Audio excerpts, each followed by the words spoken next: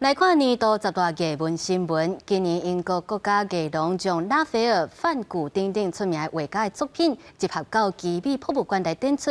这个展览就成做年度10大艺文新闻的头一名。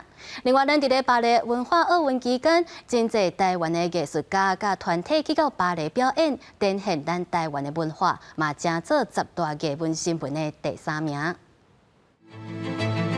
每一幅图拢是世界出名的经典画作。英国国家艺廊200年，因伫今年5月到9月，到奇美博物馆办展览，展出本艺复兴时期拉斐尔的画作，到后印象派画家梵谷的作品，甲世界性的艺术品带入来台湾。这条艺文界的大事项，互人选做今年10大艺文新闻头名。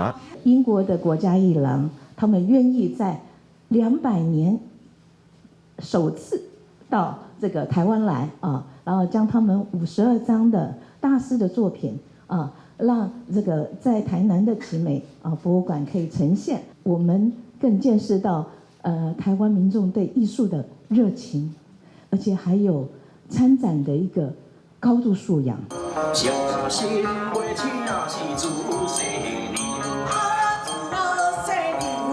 台湾扮爽的传统民俗看蒙歌伫法国巴黎表演。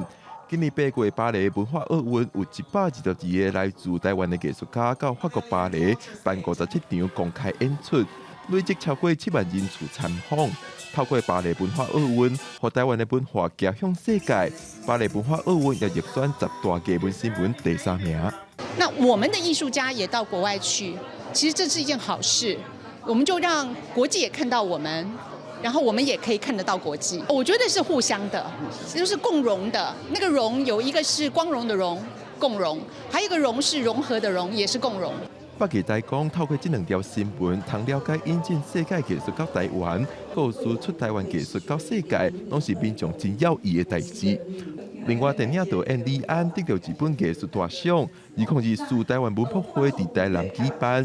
4月初3，大地堂地书59大分资受损，拢入选10大艺文新闻。